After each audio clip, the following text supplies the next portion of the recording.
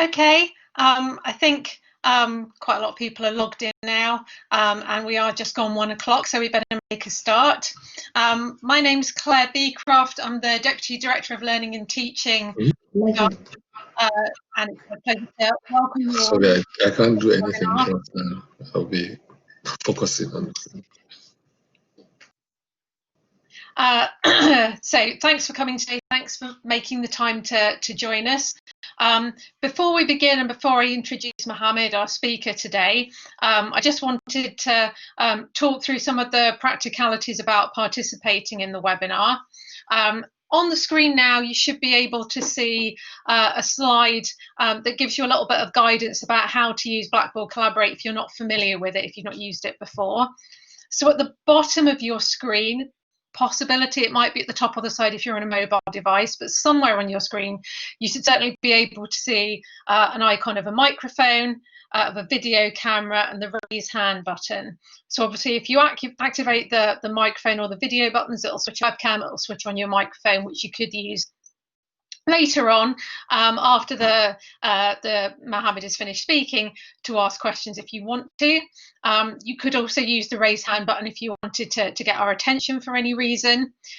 Some of you have already been using the chat feature on the right hand side of the screen, but for those of you that haven't seen it before, the way that you access the chat is to click on the purple tab that's always sort of hovering in the bottom right hand corner of the screen in Collaborate, and then the chat box is accessed through the little speech bubble. So if you click on that, you should see the chat thread that will be probably making progress throughout the session. Obviously, it's fine to see each other a little bit if you want to during the session, but in particular, you can use the chat box to post questions. We'll take those questions at the end when Mohammed's finished speaking, if that's okay. I'll keep an eye on them and make sure anything that you post there does get posed to Mohammed. But like I say, alternatively, you can wait and just type your questions in at the end. Or just use the raise hand to get my attention if you need to at any point. So before Mohammed starts his presentation, I'll just say a few things about Mohammed. Mohammed is a senior university teacher at SHAR, the School of Health and Related Research at the University of Sheffield. He's also the programme lead for our online Masters in International Health Management and Leadership. Mohammed graduated in 2002 from Ahmadu Bello University in Nigeria and worked as a clinician in 4 different hospitals in Nigeria for just over 2 years until he made a move into public health in 2004. He's worked in various roles and in organisations, including in the Ministry of Health in Nigeria, the World Health Organization, and Pathfinder International. And Mohammed is also a graduate of the Masters in Public Health programme that we run in SHAR in 2007 with a distinction, and has been working for us since then. His research interests are in the areas of health policy and systems, where he draws on his experience of working in this area in Nigeria and West Africa. And he has experience of providing technical assistance to government officials in implementing strategies to strengthen health systems, deliver disease prevention and control programmes, which is obviously a theme he's going to be picking up on in his presentation today. So I'm just going to take away that demonstration slide and switch over to Mohammed's presentation, and then I'll hand over to Mohammed. But like I say, any questions in the meantime, just type them into the chat box, or if you would prefer to ask your question in person, so with your microphone, then by all means switch on your microphone at the end of the presentation and we'll allow you to ask your questions in person. But for now, I'll hand over to Mohammed. Okay, thank you, Claire. Thank you for that introduction. Can you all hear me? Okay. Claire, can you hear me? Yes, I can, no problem. Yep. All right. Oh, that's good. Okay, so today's presentation is going to be about how health systems can be strengthened in settings where the state is often unable or unwilling to provide health services, or what is the so-called fragile states. There is an interference somewhere. Can we mute until after the presentation? Okay, so I'll just start over again. So the aim of the presentation today is to look at how health systems can be strengthened in settings where the state is often unable or unwilling to provide health services, or what is often referred to as fragile settings. The aim is to make better what is already working for people that are living in these kinds of environments, and they are experiencing health problems daily, and they work to resolve them. And it is about recognizing what they're already doing and working from there. So as we discuss, I want you to reflect on what can be done now that can have an impact on people that are living in this kind of environment. It is going to be a short session, and we will reflect on some of the basic mistakes that countries and also international development institutions, I would say, make in settings where accountability is weak. And hopefully it will help us to start a conversation, and it will also help us to have a bit of rethink on how we approach issues around building health systems.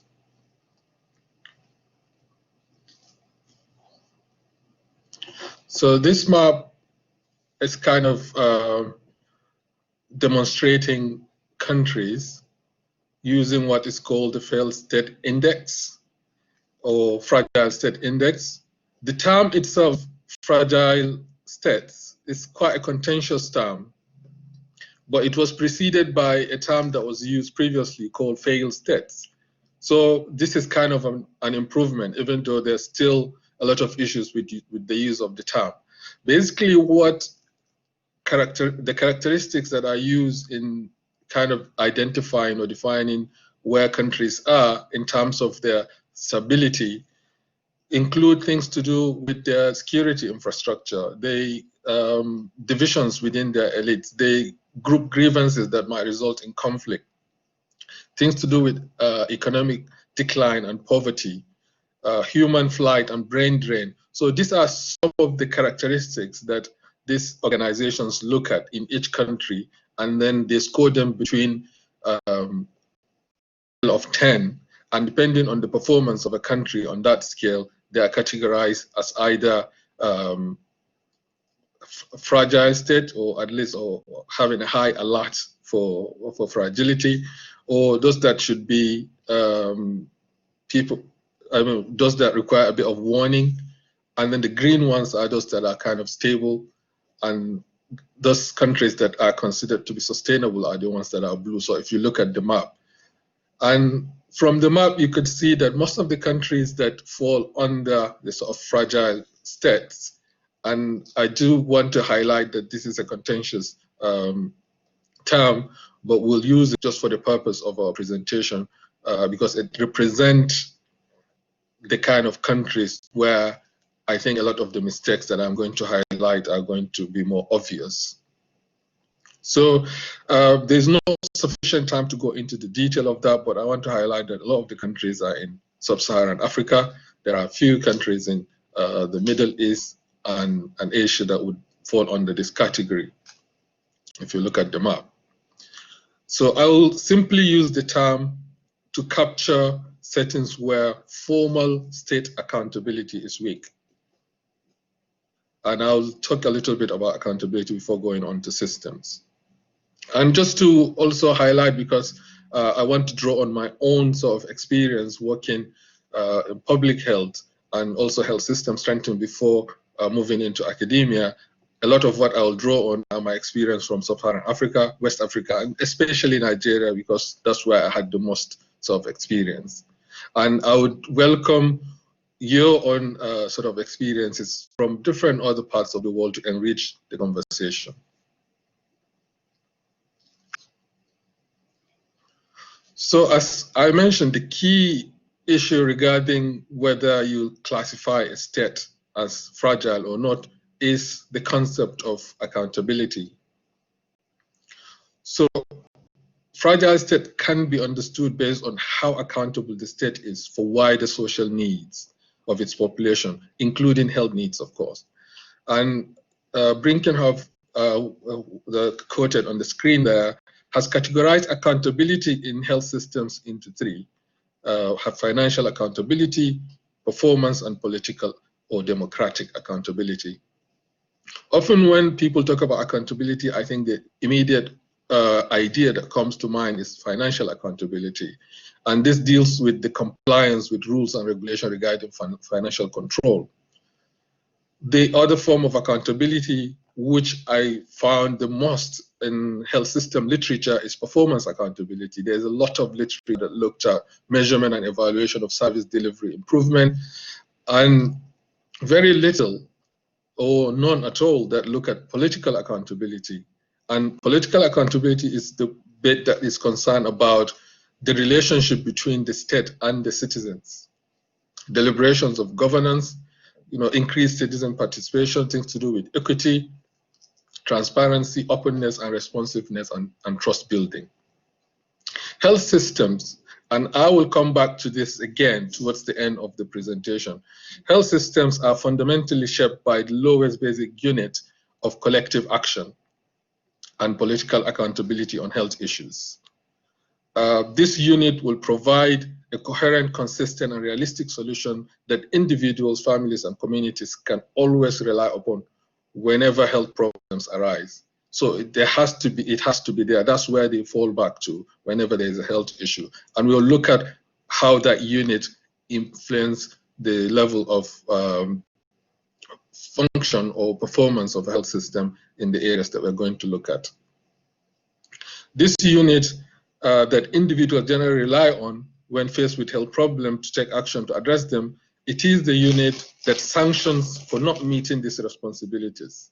So if it is the only feasible or consistent unit at which sanctions can be applied for failure to meet responsibility. And I'll talk a little bit about responsibility later on as well.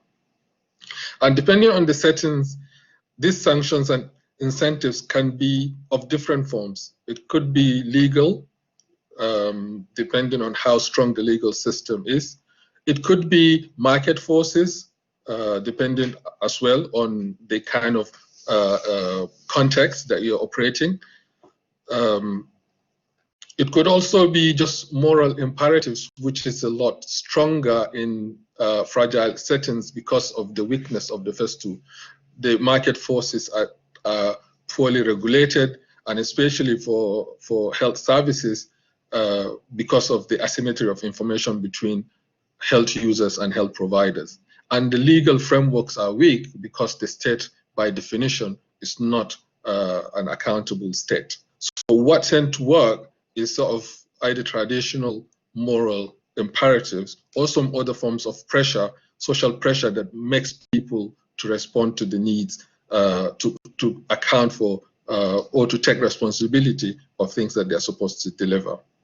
Therefore, building health system, particularly in fragile settings, must develop a more sophisticated understanding of accountability, which goes beyond either financial or performance accountability and moving more towards the sort of political or democratic accountability, depending on context. So what have we learned from COVID in relation to health systems?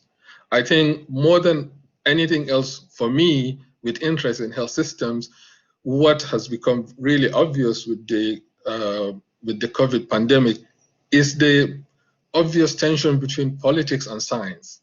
And this has played out in all the countries across the world, and it has shaped the kind of pictures that emerge. The link that is embedded there, and I'm happy to share that, will take you to a website where they capture the pattern of the pandemic by what level each country is, whether they are successfully containing the pandemic, or whether they have found they are doing well enough, or whether they still have a lot more work to do.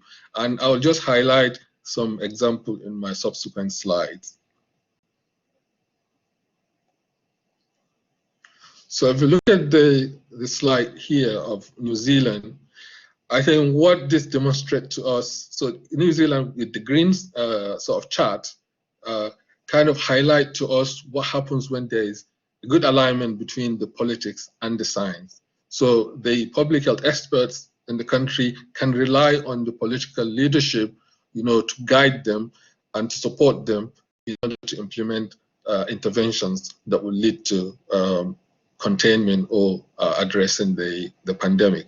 And they have quickly responded, and you could see up to the time when this was printed about, I think, 4 years ago. On that day, there was only one case of COVID that was reported.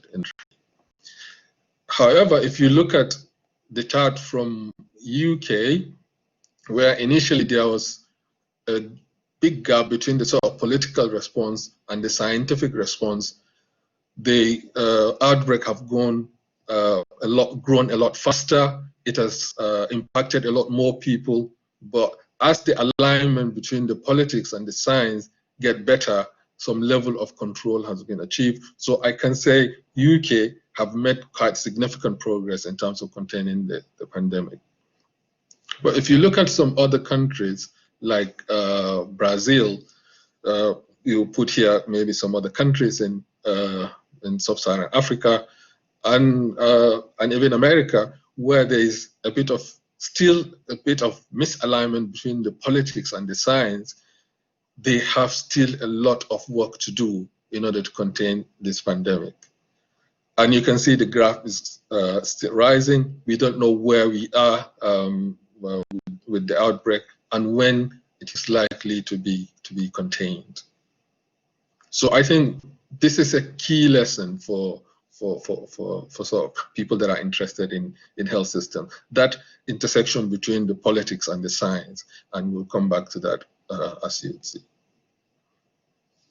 So going back to sort of health systems, I think in the past few years, there's quite an increased investment in health generally. And you can see from my slide, donor support for health has tripled between 1990 and 2008. This is the data that I have from literature, and I think investment has actually increased since then. In 2010, more than $27 billion was spent as part of sort of donor funding of health systems in low middle income countries.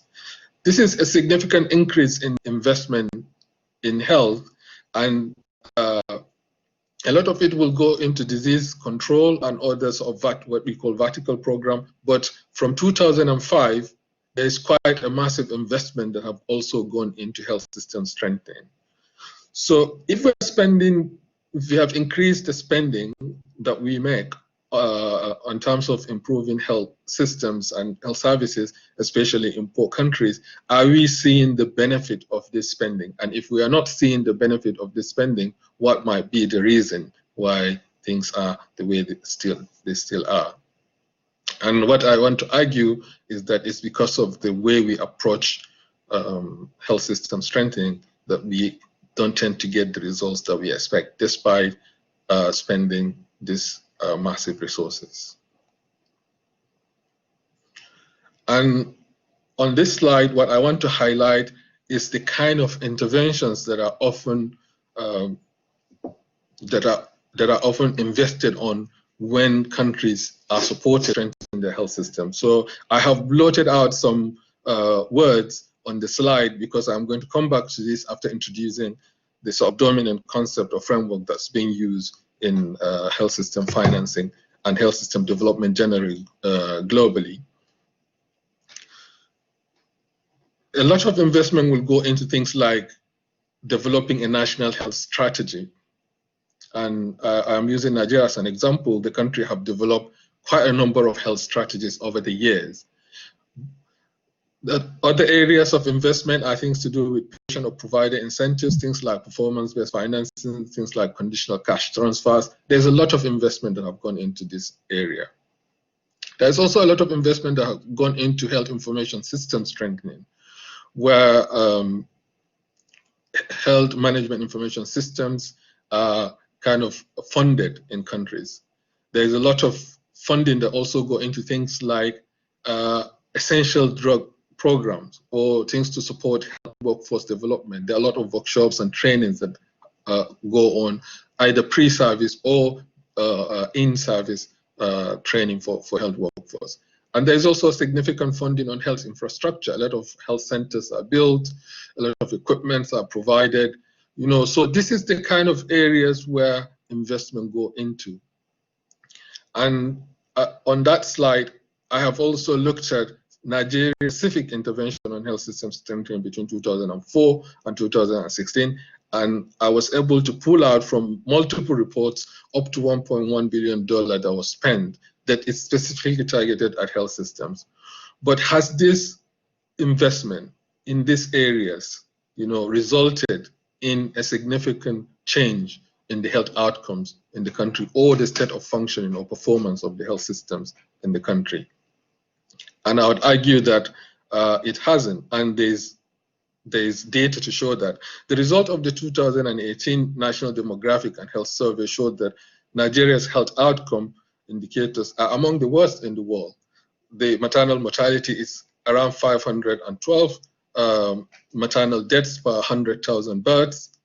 The proportion of births that are attended by skilled personnel is only 43%. There are still 132 deaths per 1,000 live births for children under 5. There is 39 deaths per 1,000 live births for neonatal mortality.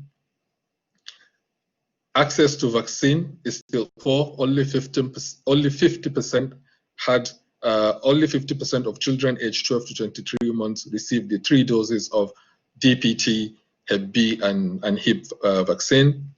Only 15%, or 15.6% to be specific, had measles, have the 2 doses of measles vaccine. So all the key indicators that will tell you that health system is functioning or performing optimally are poor, despite the increased investment, which kind of asks the question, why is this the case?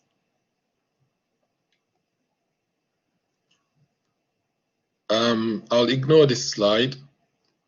So I'll just go straight to the sort of approach that tend to dominate how health systems are kind of conceptualize and also that also guide investment in health systems.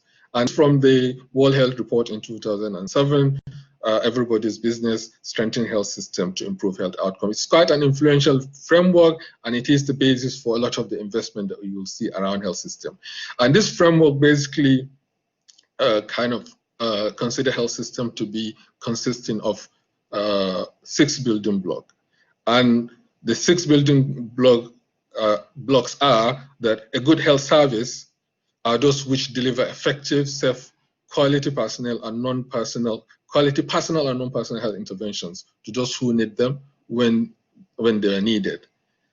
A well-performing health workforce, a well-functioning health information system, access to essential medicines, a good health financing system, and leadership and governance, which involve ensuring strategic policy frameworks exist and combined with effective oversight. So these are some of the sort of structures. So this is where investments are made. And the list of interventions that I've highlighted earlier in my slide that gives you the example of what's going on in Nigeria, as I will come back to it, are investments that are done based on this framework.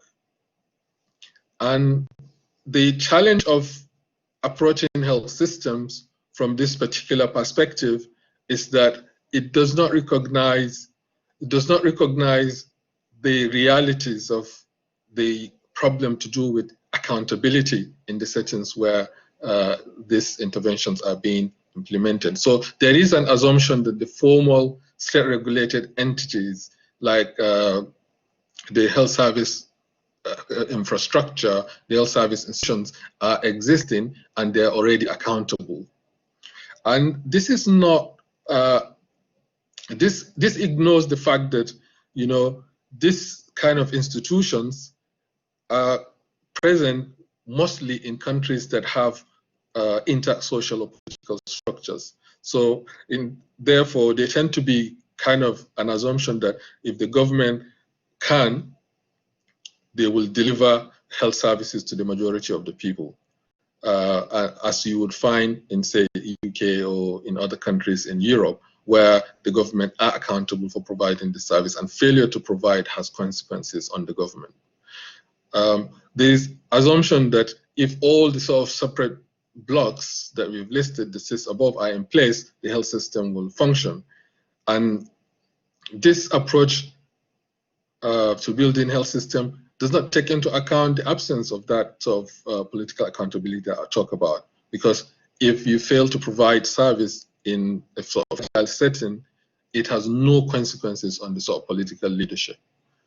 And this conceptualization does not actually reflect also the experience of people that work in that kind of setting. So if you are a professional working within a health system in that country, this kind of interventions will not make sense to you. So, and bringing us back to the sort of initial slide, so I put back the interventions that I've talked about against the list of areas on the health systems building block. So if you think about governance, for example, Nigeria has spent a lot in developing the health strategic document, but what has been achieved by having that document?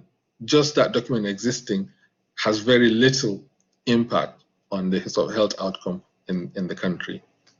And the same thing you can infer for the rest of the other sort of areas of intervention. So my summary is that it is like just you have ignored the initial step, the sort of accountability that needs to be built before you kind of impose this. So it's like building walls on a sand, basically, without any kind of foundation. So we have to start from the foundation. So this is sort of where I kind of take my tangent from this particular framework.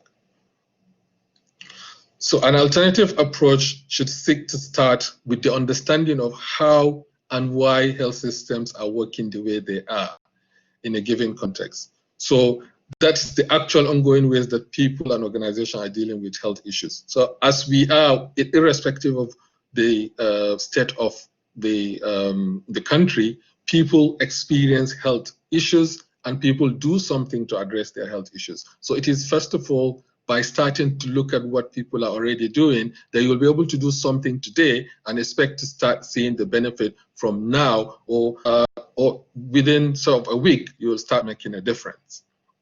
In every country, the experience of individuals that are facing health issues can vary markedly, and there are a number of factors that are responsible for this variation. But in the kind of settings that we're talking about, the most important variation or the most important impact on the experience of people is that absence of an accountable authority for failure to deliver on the interventions.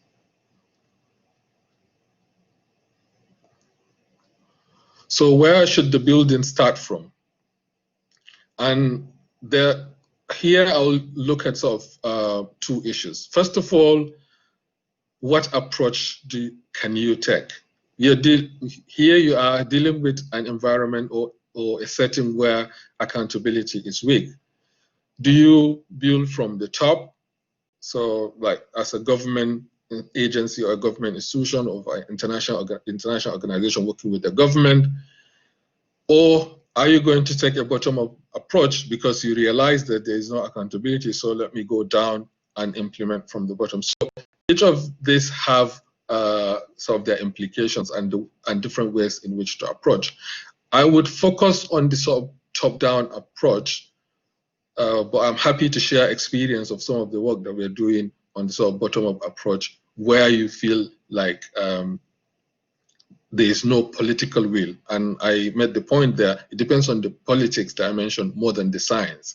The reason why I say that is there a genuine will to rebuild by the state actors? I think that is key. If there is a genuine will, even if there is no capacity or competence or the scientific basis, I think it's easier to bring in the science. The more difficult things to change is the politics. So it is recognizing this political dimension that's important. So where you have an environment where the political system is willing, then the top-down approach is the best sort of approach to scale. But where there is no political will, then you probably are left with the sort of bottom-up approach. And the point here is, you don't look at politics in this particular approach as an influence or as an obstacle to health system. We look at it as a factor within the structure of health systems. So you analyze it as part of the health system, not something that is obstructing or preventing you from delivering on the sort of scientific knowledge that you're coming with. The second aspect to look at is, at what level do you need to intervene? So a lot of the sort of traditional or the approach that I have talked about earlier that dominate health systems strengthening, you find out that they fall under the sort of either sort of the strategic level,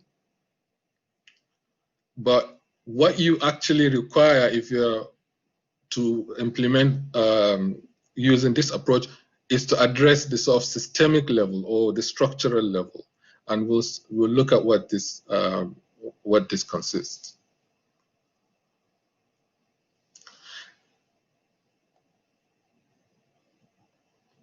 And in order to do that, you need to address a number of questions. So what responsibility? So here you are in a sort of fragile setting, but the political system is willing to do something. They don't know where to start from, or they're starting from the sort of wrong approach. What you need to advise, or the suggestion that I would make, is to start from asking them, what responsibilities does the state want to take in terms of health services? Are they going to regulate? Are they just going to play the role of a regulator? There are countries with health systems that are fairly fit for purpose. They might not be the best, but they deliver on sort of the key fundamentals that the government basically plays the role of regulator. Is the government willing to also finance? And if they're going to finance, who are they going to be financing and what are they going to be financing? Is the government going to be involved in direct delivery of service? And in some situations, we find out that the government is willing to do all three. And I'll use the example of Nigeria, which is from the National Health Act, which was signed into law in 2014. And its objective was to set out as to regulate, develop, and manage the health systems of the country.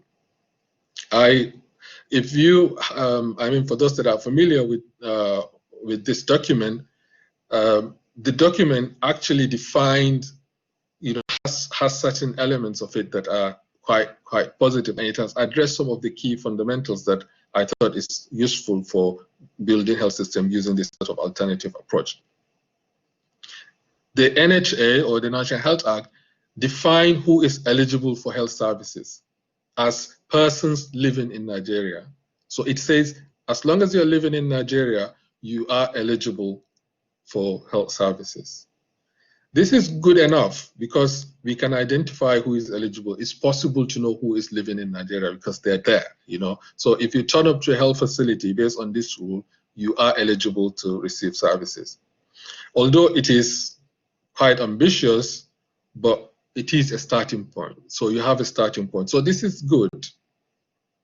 It can, the second thing that it has done is also it has identified what will be provided. And in that document, it says best available health service within the limits of available resources. It is specific enough, but it is a good starting point. And it can be improved as you start. However, a major flaw that comes in this sort of National Health Act is that it did not state who bears this responsibility. So it tells you you are eligible, it tells you what you are eligible for, but it didn't tell you who bears the responsibility of delivering that what you're eligible to. And without that, all of the rest of the document is just there, because there is no any kind of recourse for if you've been denied what you're expected to get. So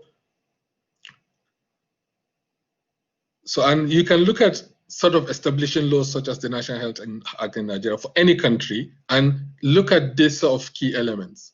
Has it defined who is eligible? Has it defined what they are eligible for? And has it defined who is responsible for delivering that whatever benefit it has defined? The next most important thing to do, especially within fragile state, is to look at how are people organized. In countries where accountability systems are strong, the written document about administrative structures function, so you can use administrative organization of a country as the basis for organizing health systems. But where accountability is weak, if you allocate accountability to an administrative layer that is not accountable, you should not expect that they will deliver on that.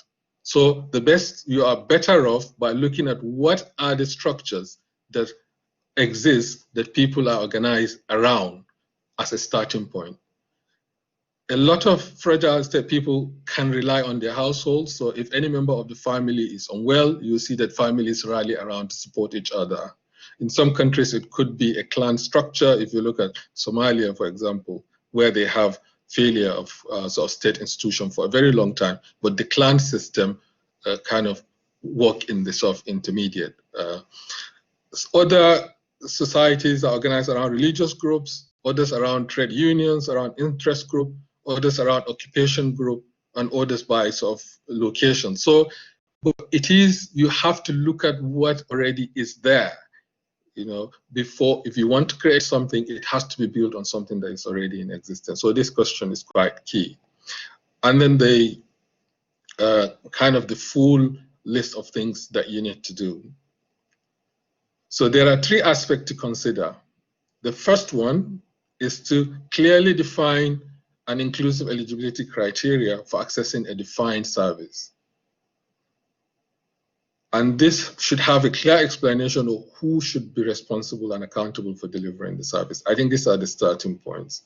A clearly defined scale or form of organization, as I have mentioned in the previous slide.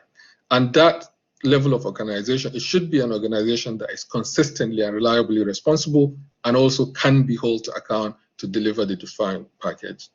And identify existing or develop new rules to shape the behavior of individuals and institutions that participate. So each of the organizations have rules that govern how individuals within those groups behave. That is how sanctions can be applied and how benefit can also be delivered. So if in fragile settings, that rules are not there, but the fact that the rule is written doesn't mean that it will be followed. So the work of someone that is interested in building health systems in that environment is not to look at what rules are written, but to look at what rules work. So if you are working in an institution where it's your sort of longevity that counts in rewarding in rewarding your performance, you find out that people pay more attention to that aspect than to maybe performance or offering good quality of work or being accountable. So in order to solve, I'll just put it together into this sort of what I call a simple health systems framework. I have modified this since last I've made this presentation, and the first cycle there, these are three sort of interrelated systems. What you need to look at are accountability systems. In order to have a good health systems, you have to look at accountability systems. An accountability system would vary in terms of where responsibility is allocated in a continuum between an individual responsibility and a state responsibility and things that are in between. So you have to calibrate the level at which you can consistently say that at this point you are sure there is a certain level of accountability that works. And this is the point where you can deliver whatever intervention that you need to that is needed for that particular context. The second important thing is the knowledge systems. Knowledge systems are a particular way of thinking about sort of health systems, because you use a particular knowledge system to define what the needs of people are, and you also need a particular knowledge system to define what kind of services will address those problems that people need. So if you're if within the health system, biomedical knowledge, for example, is a dominant sort of knowledge system. It's by no means the only system that people use as we move from one context to another, but it is one of the sort of key underpinning knowledge that define what people's needs are. But here, what you need to be careful about is to understand how the people themselves define their needs and the kind of knowledge system that they draw upon in defining their needs, compared to what the professionals or the medical profession may define as their need. Because if there is lack of alignment between the understanding of the needs and the knowledge system that is offering the solution, you find out the systems might not work.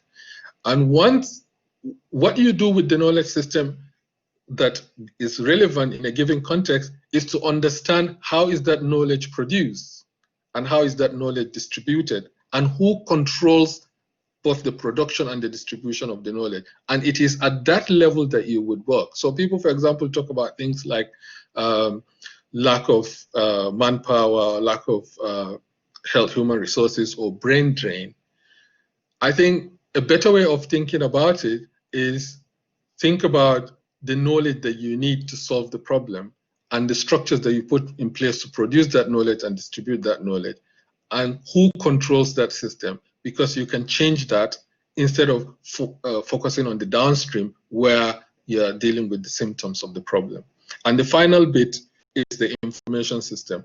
And the information system is needed because it tells you about what rules are effective, what rules are working, not what rules are on paper.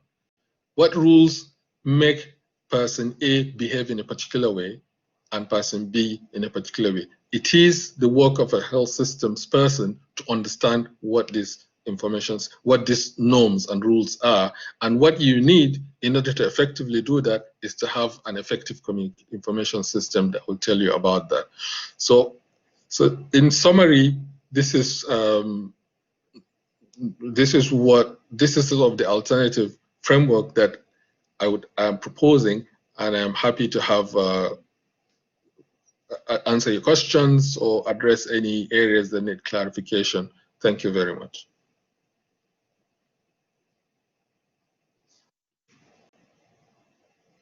Okay, thanks, Mohammed, for that. Right, does anybody have any questions? As we said earlier, you can type your questions into the chat box, or if you want to, you can switch on your mic and ask us a question in person.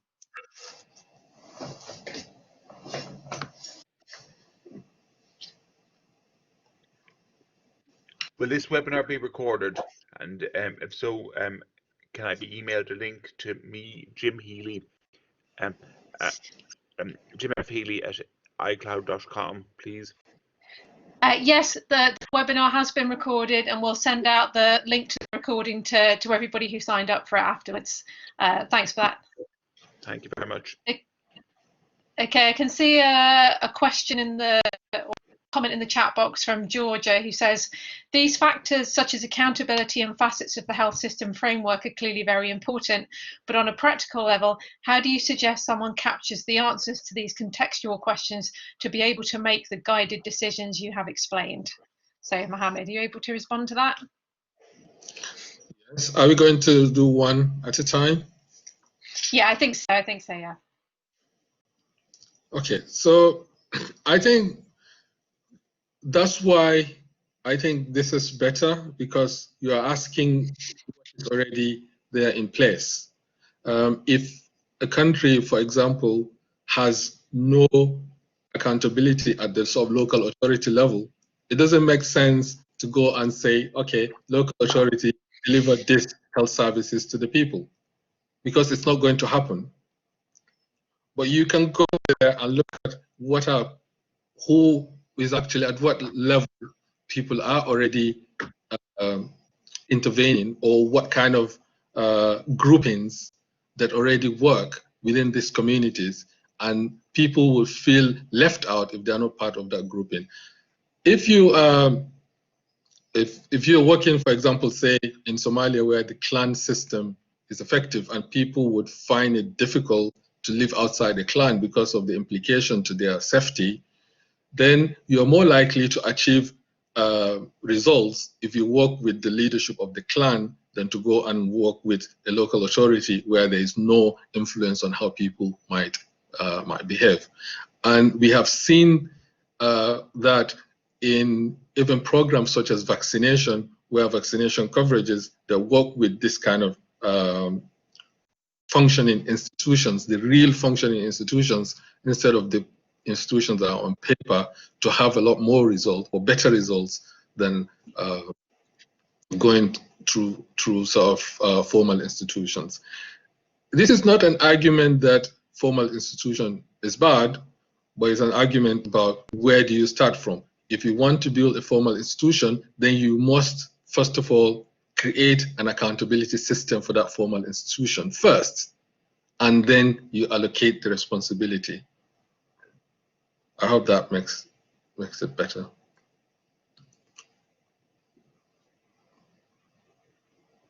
Okay, do we have any other questions for Mohammed?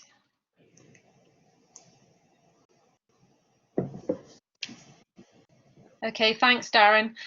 You've asked, when establishing or improving health provision, I imagine it's very difficult to understand what the needs of the population actually are versus what they believe they are. Is a large part of establishing or improving these services to actually get an understanding of the status quo and how we can achieve this? Exactly, yes, absolutely. And there are so many examples of that. And in the map that I shared for Nigeria, I highlighted 2 dots on the map. And if I can go back quickly to that slide, there's a state in the north called Sokoto, with the red cycle at the top, and there's one at the bottom called Imo. Skilled birth attendance or health facility delivery in Imo is almost 100%. So almost everyone goes to hospital for delivery in Imo. If you go to Sokoto, based on sort of data from the NDHS, it's only about 5% for the entire state. So if you invest all of your sort of health system funding around health facility delivery, you will get a lot of good outcomes in Imo, but not necessarily so in Sokoto. Then you have to understand, why are women in Sokoto not going to the hospital to deliver? Is it that there is no hospital, or is there something else? And from my work, for example, in another area which is similar to Sokoto, some of the women that I interview understand pregnancy and childbirth as something that is natural, which a problem can occur. So if they feel that delivery is just like any other physiological process, which a problem can arise, so they respect and value a hospital when there is a problem. But if they consider a delivery to be normal, they don't see the value of going to a hospital. So this is where you will start from. So there is a knowledge system behind that understanding. So understand that knowledge system and understand where that knowledge is coming from, who controls that knowledge. Then you are better off in designing a system that would work in that environment than going there and say, okay, I'm going to build a Polish hospital, get all the midwives there, and then tomorrow the women are going to come, or start a massive education campaign to make them come. So I think you're better off starting from understanding where they are, how they define their own problems, than if you start from another angle. Okay, thanks, Mohammed. We have 2 more questions, and I think these 2 are probably going to have to be the last 2 because we're running out of time. I'm going to go with the second one first because it links to what you've just been saying. Rachel asks, how do you manage the ongoing situation if the people within the accountable group keep changing with different priorities, i.e. managing the link between politics and accountability, for example, in UK and the NHS?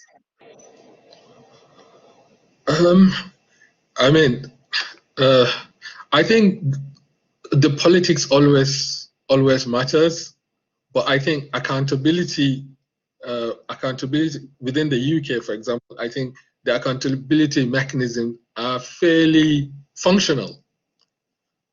And I think that's why, even though at the beginning of the pandemic, the response was poor because of the sort of political reaction to it, but when it became evident that there will be a political repercussion, you know, then the politics aligned behind the science, and that's why some of the progress that we have seen come about later.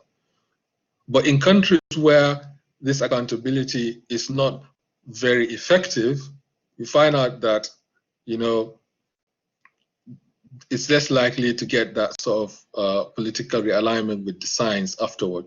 I think we can see a number of examples across the world where this have played out.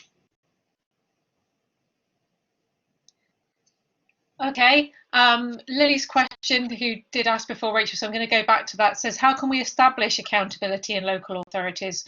I imagine it's a long-term plan, but just wondering if there are clear steps to achieving accountability, or if it's not yet clear. I think it will depend on the context, and I think having the information. If you are in an environment where you have the information about what kind of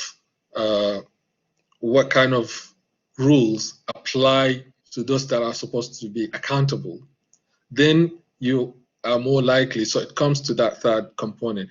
What kind of rules tend to influence the behavior of those people that are politically accountable? And it is by working on those rules that you will be able to achieve the results that you expect. So it is not easy, but I think it is something that can be studied.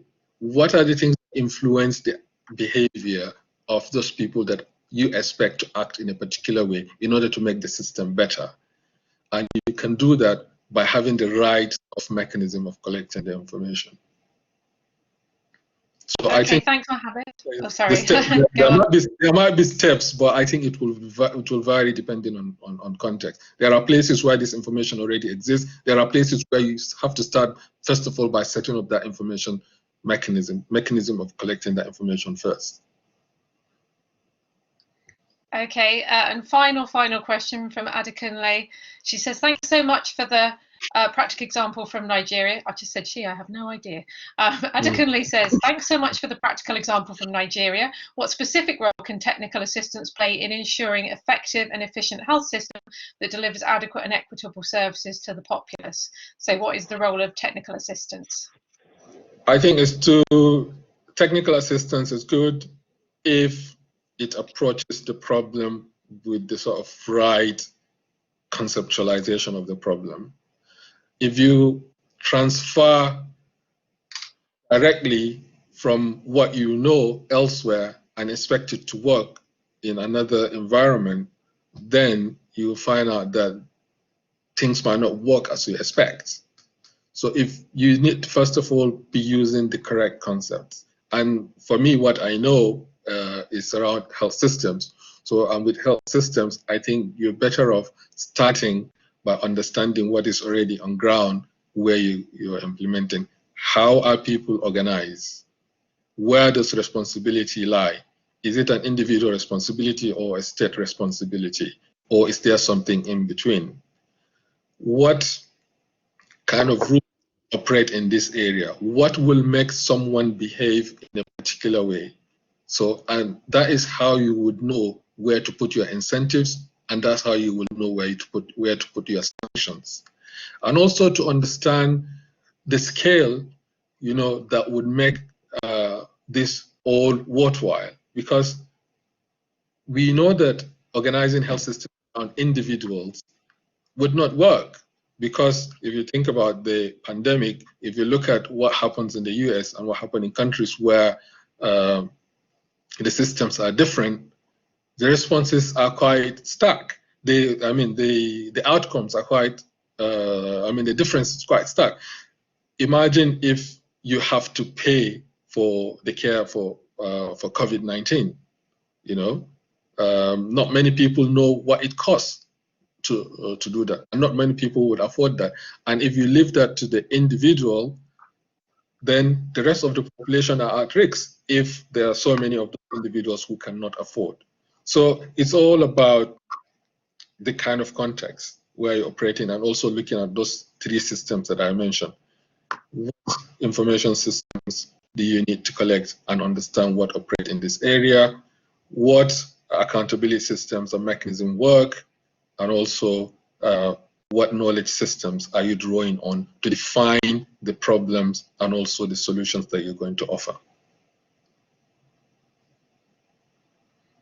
Okay, thanks so much for that, Mohammed. I'm just going to put a new slide up just before we go to say that the next mini masterclass is coming up, and that's going to be with Dr. Andrew Lee. I think this one's in the 11th of September. So that will be about public health in action, pandemic response to COVID-19. Andrew Lee's Twitter handle is on that slide. If you want to follow him on Twitter, he's been tweeting quite extensively throughout the pandemic. So if you want to follow his Twitter, that might be useful in helping you decide whether you'd like to come to that upcoming webinar. And then in terms of the rest of this year, after Andrew Lee on the 11th of September, we've got Emma Hock, who's a researcher and a systematic reviewer here at SHA on the 8th of October. And then on the 3rd of November, we've got Dr. Andrew Booth speaking about a question of who, not if, achieving real impact through qualitative systematic reviews. And then on the 2nd of December at 1 p.m, we've got Colin Angus about visualizing the pandemic. Again, Colin Angus, his Twitter handle is victim of maths, all as one word. If you want to see some of the visualization work that he's been doing, he's been tweeting about that. And then finally, yeah, thank you for joining us today. I think we've just about managed to finish on time. We'd love to see you at future upcoming webinars. Like I say, we've got one a month until the end of 2020, and hopefully we'll carry on beyond that. If you want any information about the courses that we run in SHA, there's information on that final slide, a link to our course page and a link to the central email for our teaching support unit. And we will email you the recording and the slides after the session, so you will be able to revisit this information if you need to. So thanks for joining us today, everyone.